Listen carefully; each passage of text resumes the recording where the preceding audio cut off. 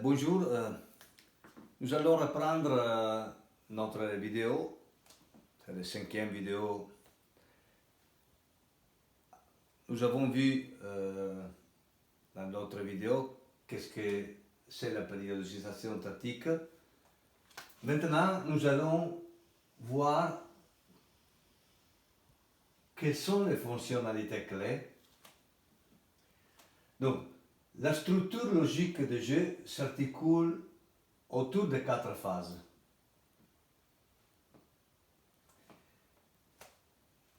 Je laisse une petite période d'explication parce que je voudrais, si vous êtes entraîneur, que vous êtes en train de m'écouter maintenant, vous allez donner tout de suite une réponse, après je vais écrire. Comme ça, si ce n'est pas possible d'interagir à travers les vidéos parce que nous n'avons pas la possibilité d'une bonne connexion avec le Bénin de l'Italie, au moins, vous, sur chaque situation que je laisse en blanc comme ça, vous allez donner votre réponse personnelle. Après, vous allez confronter avec moi. Alors, si vous avez déjà pensé, moi je vais écrire. Alors, on peut distinguer ou partager une attaque,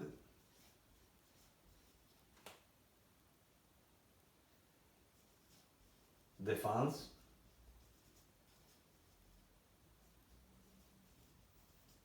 transition négative et transition positive.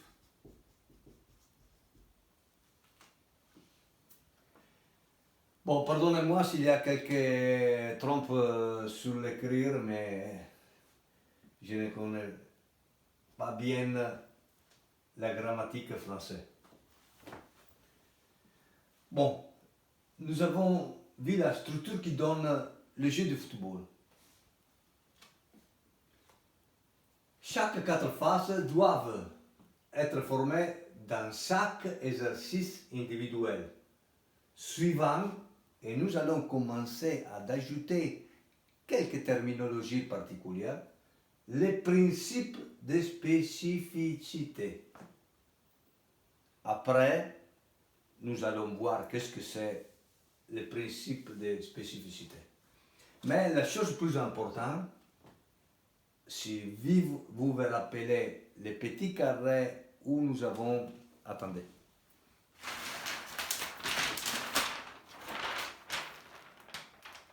Les petits carrés où nous avons fait notre champ d'entraînement particulier, c'est ça.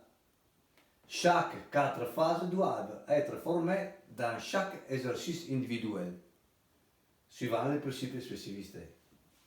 Chaque exercice de chaque entraînement est directement lié au principe et à la structure globale. Et nous commençons à voir les bases fondamentales de la périodisation statique. C'est le modèle de jeu. Je n'ai pas parlé d'abord du modèle de jeu, mais si vous vous rappelez José Mourinho dans son première affirmation, la périodisation statique c'est l'essence, le nucléaire. C'est le modèle de jeu, un nucléaire de jeu. Quand tu as dans la tête ton modèle de jeu, tu vas développer toute la structure de ton entraînement, de ton équipe, de ton stratégie, de la tactique, tout ce qui concerne le football, c'est dans le modèle de jeu. Je vous donne un petit exemple palpable. Attendez un moment, s'il vous plaît. Je vais prendre un feuille. C'est un simple exemple. Nous avons un terrain de jeu. Surface, milieu.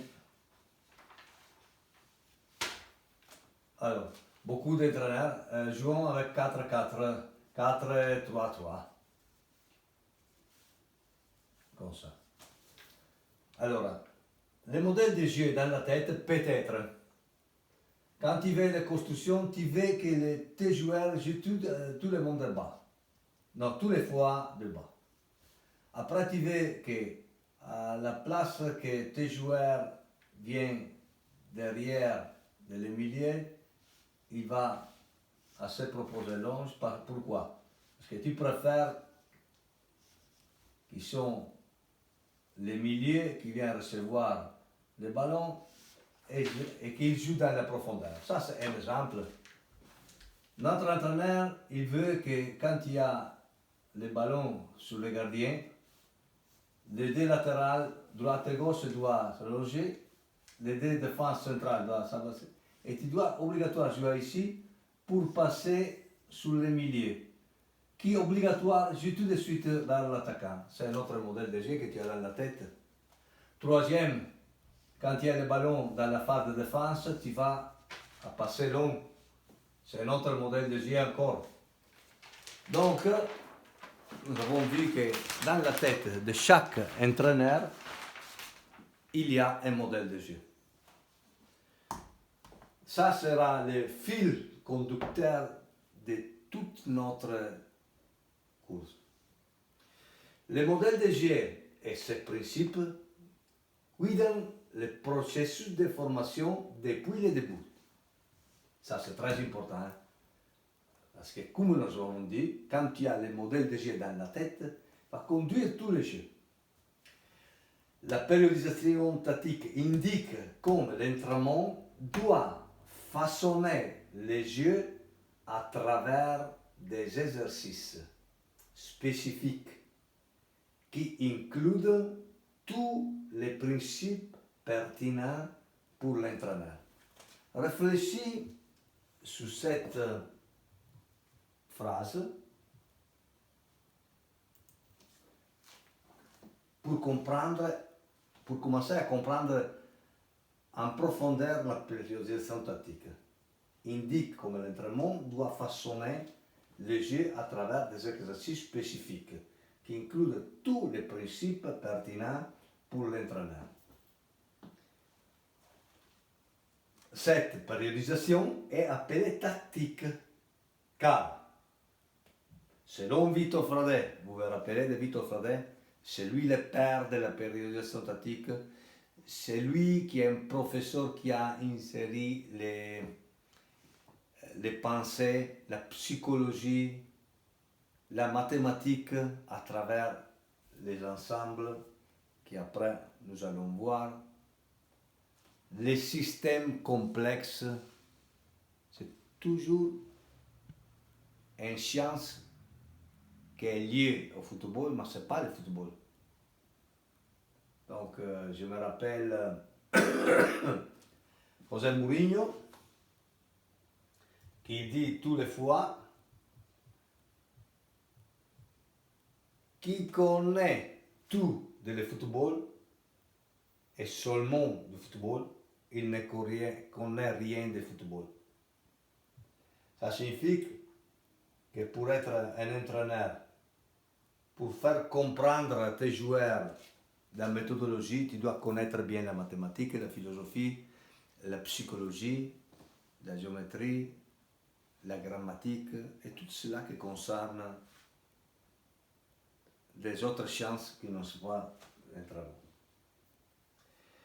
J'ai dit, selon Victor Fradet, le jeu est une expression tactique. Ça, c'est très important. La façon dont nous voulons jouer et la façon dont nous jouons. Alors, pardon que je vais changer les feuilles, comme ça, et j'ai préparé une autre solution.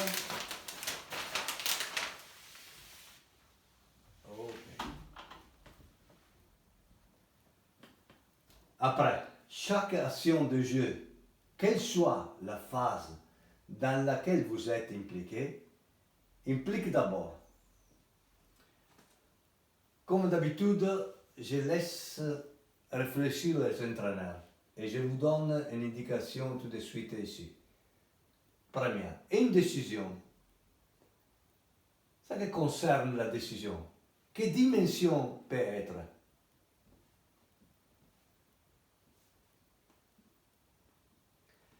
La décision vient prise quand il y a une dimension tactique. Vous voyez la deuxième, une action ou une habilité. Quelle est la dimension qui comprend cela? Comme je dis d'abord, je vous laisse quelques secondes pour réfléchir, pour vous donner une réponse à la question. Après, je vais écrire, non? Une action ou une habilité, c'est la dimension technique. Troisième, un mouvement particulier. À quelle catégorie, à quelle dimension peut être, pardon, c'est la dimension athlétique. Quatrième, un fil conducteur du processus décisionnel et de l'état psychologique du moment. La réponse est déjà donnée ici, c'est la dimension psychologique.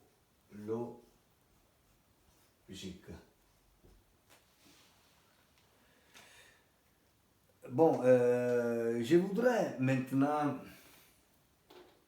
vous montrer quelque chose avant de spécifier avec un exercice, les 4 actions. Je voudrais vous montrer une chose.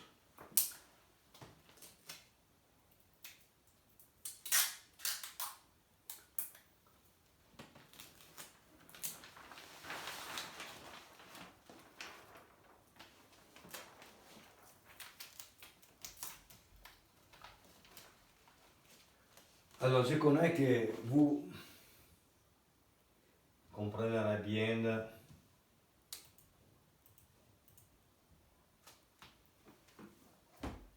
de quoi je parle, mais nous allons imaginer un terrain de jeu, non?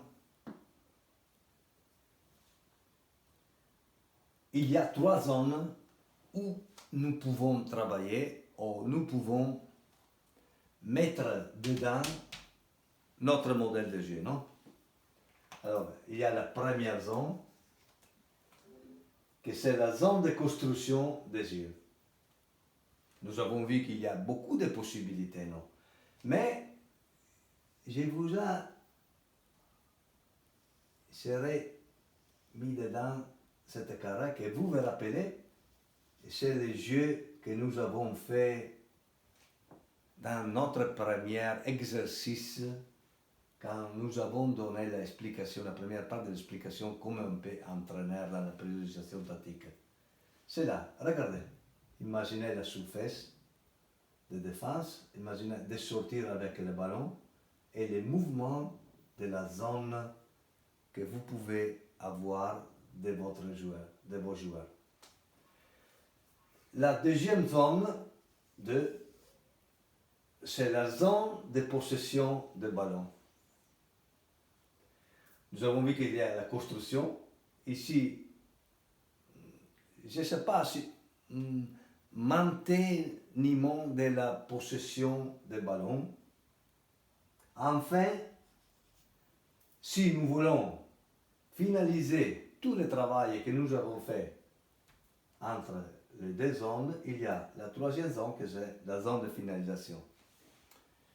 Attention, ce n'est pas obligatoire de passer entre les 3 zones. Pourquoi? Parce que, comme nous avons dit d'abord, c'est notre jeu donne une implication que tu vas à sortir avec le ballon de le gardien de but jusqu'à la latérale droite. Que le milieu de cette position vient recevoir la balle ici et notre modèle de jeu dans la tête implique que tu vas chercher tout de suite l'attaquant numéro 9, nous ne sommes pas passés pour la zone de possession de balle. Mais nous avons joué surmontant notre zone. Mais pour la dynamique de la situation de jeu, ça, ce sont les trois zones que nous avons pour construire notre jeu. Bon, dit ça, je vais lever les feuilles et on va se reprendre ici.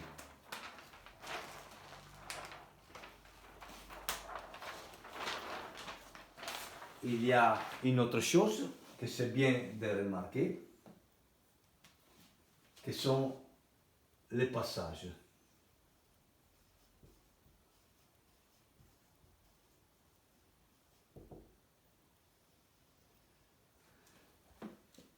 Combien de qualités de passage, de types de passages que vous connaissez? Je vous laisse réfléchir. Comme ça, c'est plus facile d'interagir comme ça parce que vous connaissez déjà les réponses. Et je ne voudrais faire seulement le professeur ici parce que vous êtes des entraîneurs, moi je suis un entraîneur. Je suis en train d'expliquer une méthodologie nouvelle, mais il y a des bases dans le football que nous tous connaissons. Donc les passages peut-être que... Non, peut-être. Les passages sont 1.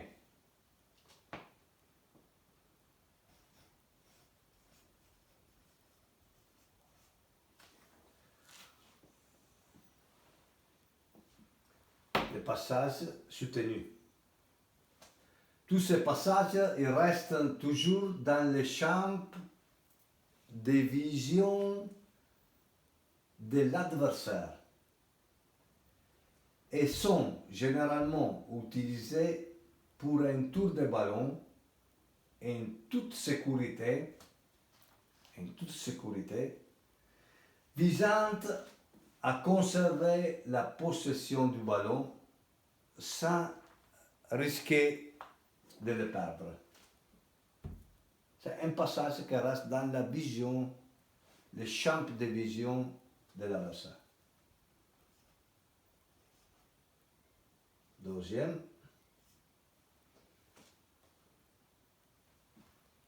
c'est les passants.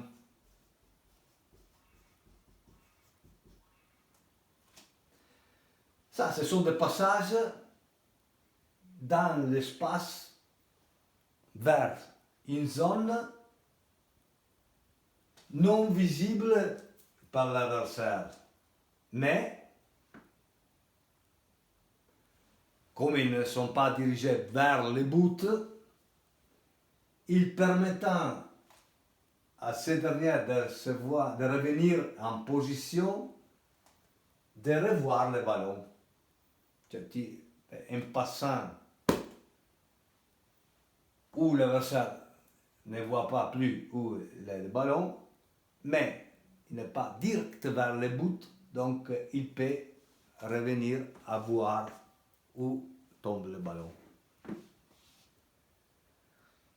Généralement, ce sont des passages pour surmonter les lignes qui vont vers dehors le terrain de jeu. Peut être à la terre ou au vol. Troisième, sont les passages filtrants.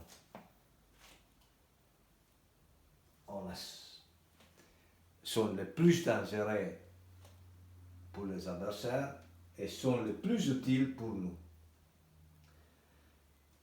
Certainement sont les plus efficaces et ils sont effectués dans l'espace longue, courte, à terre et dirigés vers la porte. Généralement verticalement. et permettant de surmonter directement les lignes de pression de l'opposant. Donc, nous avons parlé des 3 zones de construction dans le terrain de jeu. Nous avons parlé des passages, des 3 passages. On va voir maintenant comment on peut construire un jeu que c'est très important dans la périodisation tactique. Et s'appelle rondo.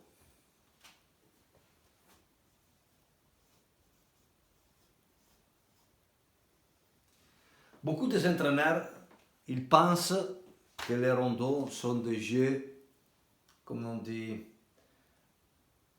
avec des finalités à soi-même. C'est pas vrai. Parce que dans un rondo, tu peux construire beaucoup de situations de jeu. La première chose que tu vois, que tu souviens dans la tête, c'est que le rondo, c'est un jeu positionnel, mais c'est un jeu situationnel, parce que tu as le ballon, tu as un terrain, et tu as des adversaires avec des finalités. Donc tu es déjà dans une situation de jeu. Pensez-vous? Maintenant, nous allons construire le terrain. Après, nous commençons à faire des considérations. Alors,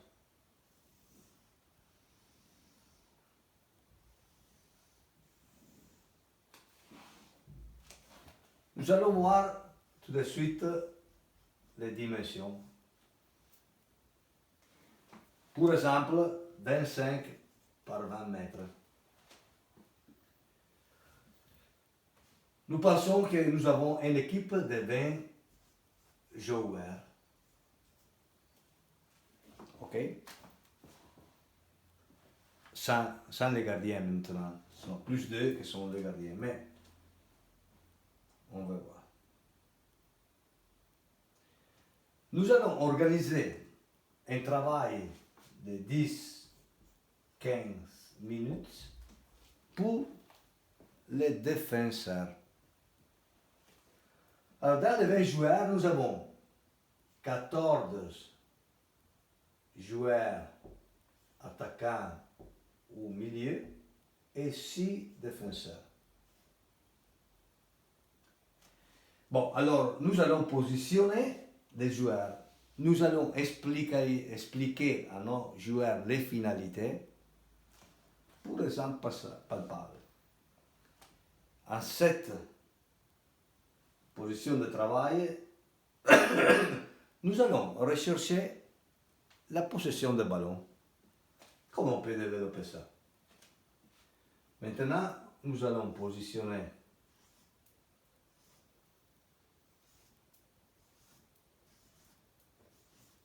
les 7 joueurs qui ne sont pas des défenseurs et les 3 joueurs qui sont les défenseurs. Votre première question, c'est où sont les autres 3? Bon, le travail, c'est 10-15 minutes, mais chaque séance d'entraînement sera fait de 3 par 4 minutes. Vous pouvez avoir 2 terrains les mêmes ou laisser les 3 et les 7 joueurs dehors. Chaque 3 minutes, vous les allez changer. Si vous êtes vous seul et vous ne pouvez pas regarder et corriger les situations parce qu'un terrain c'est à gauche, un terrain c'est à droite, donc vous allez voir en chaque moment tous les 2 terrains, vous faites un terrain seulement. Heureusement, en Afrique, il fait chaud, donc c'est pas comme chez nous, qu'à l'hiver, nous devons construire notre entraînement entre tous les joueurs qui sont occupés. Donc il faut trouver beaucoup de solutions. Mais en Afrique, c'est chaud, donc il peut rester à réfléchir pour 3 minutes, regarder les trompes qu'il peut faire ses coéquipiers, après réfléchir et mettre en pratique pardon, la part de l'entraînement. Mais nous allons voir en spécification, ici nous positionnons l'entraîneur. Alors,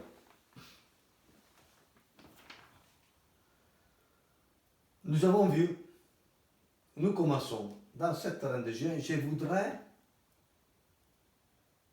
que tous les 7 joueurs en possession de balle jouent les ballons à 2 touches. Et si vous vous rappelez les petits carrés de la première phase, nous avons vu la disposition technique, la disposition de défenseur, la complicité de les pensées, les passes, la direction de le corps, des pieds.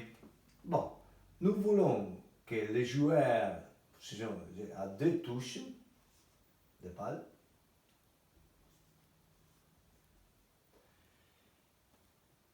et qu'ils jouent seulement à l'extérieur. Donc, la disposition doit être sorte, rentre, joue, recève, en continu, mouvement continu. Les 3 défenseurs, en conséquence, qu'ils connaissent où doit se poser le ballon, doit attaquer les lignes latérales.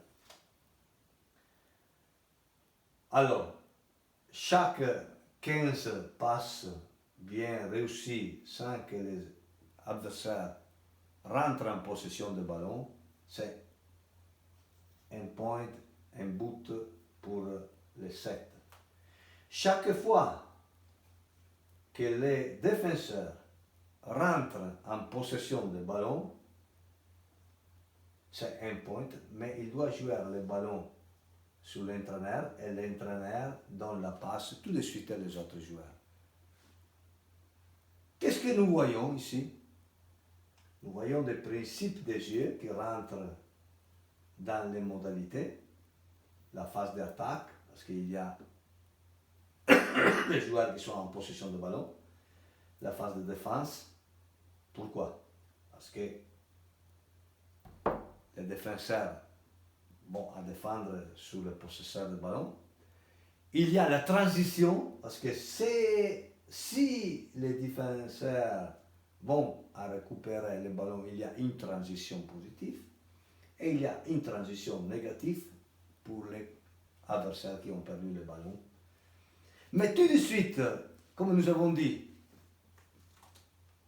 si le football est un jeu en continue évolution dynamique, de la phase de la possession et de la transition négative, tu peux transformer tout de suite une transition positive si tu vas à récupérer la récupération qu'ils ont fait de défense, avant qu'ils passent la balle à l'entraîneur. Nous pouvons réfléchir sur cette première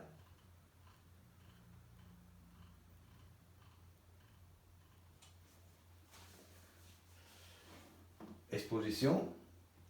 Faites une petite réflexion, cette premier exercice, pour comprendre un peu.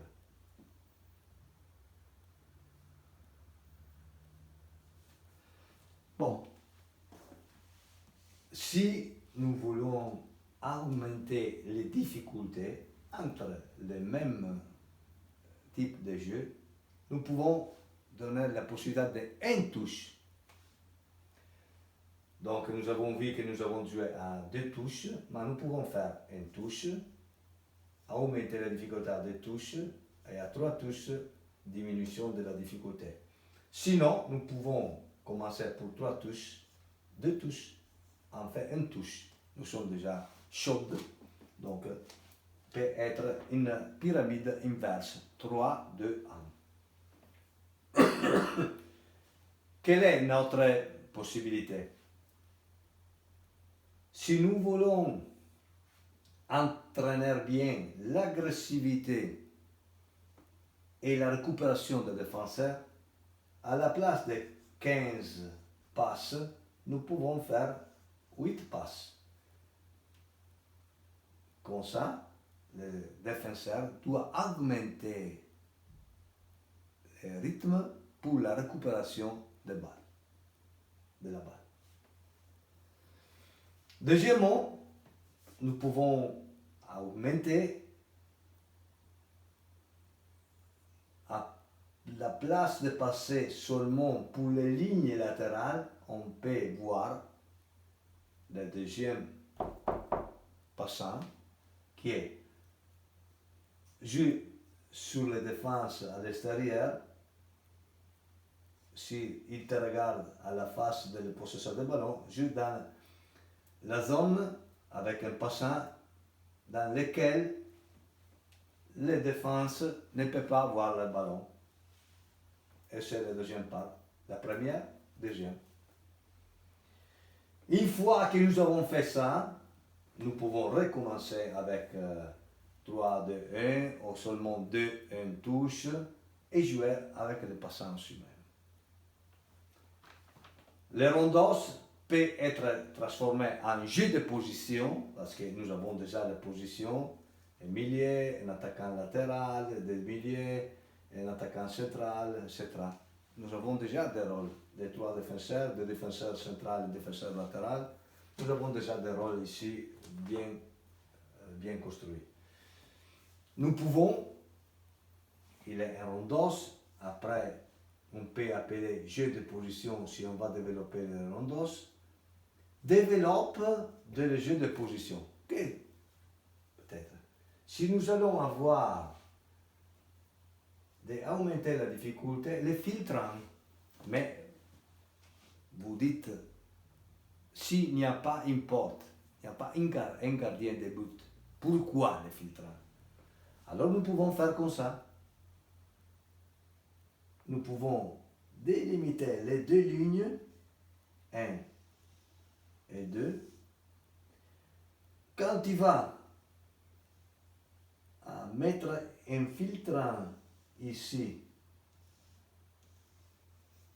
vers la ligne des buts, où il y a ton coéquipier qui va récupérer la balle, c'est un goal, un but, comme si tu as une porte avec un gardien. Que dans la troisième part de notre entraînement, la part finale, avant de faire un match spécifique pour les caractéristiques de l'entraînement, pour le match qui doit arriver, tu peux ajouter les portes et les gardiens avec le même principe. Passant, jeu, tir au but, filtrant, tir au but, soutien sur la possession. Tu as vu que dans ces petits carrés, 25 mètres par 20 mètres, nous avons déjà construit notre entraînement. Mais nous pouvons ajouter quelque chose. On va partager le terrain de jeu. Qu'est-ce que vous voyez ici? Dans cette place, il y a 3 contre 1. Ici, il y a 4 contre 2. Et nous pouvons recommencer. Lever les portes, lever les lignes de but, etc. Recommencer avec la possession de ballon, 4 contre 2. Obligatoire qu'avec un passant, vous allez jouer le ballon sur l'extérieur des autres parts du terrain. Obligatoire après qu'avec un filtrant, on va ajouter notre joueur coéquipier dedans. Obligatoire qui sait les 2 défenseurs doivent récupérer le ballon ici, doit obligatoire jouer tout de suite ici, et obligatoire qu'il va jouer tout de suite son coéquipier. Si vous voyez, dans ce petit terrain, nous avons construit un autre entraînement avec les pensées de notre modèle de jeu, que c'est votre modèle de jeu, et avec les caractéristiques que nous avons vues. Dimension technique, tactique, athlétique et psychologique. Je m'arrête ici pour vous laisser le temps de cette première part d'un long parcours de formation sur la périodisation tactique, à réfléchir et vous poser des questions et à me poser des questions pendant vos réflexions. Alors, merci à vous tous pour la compréhension et surtout, pardonnez-moi pour mon français et pour mon exposition, mais quand je serai en Bénin, si Dieu nous donne la grâce de passer le coronavirus, je serai bien content, très ravi de faire votre connaissance et de faire les mêmes cours si sur la carte et si sur le terrain de jeu. Merci mes amis.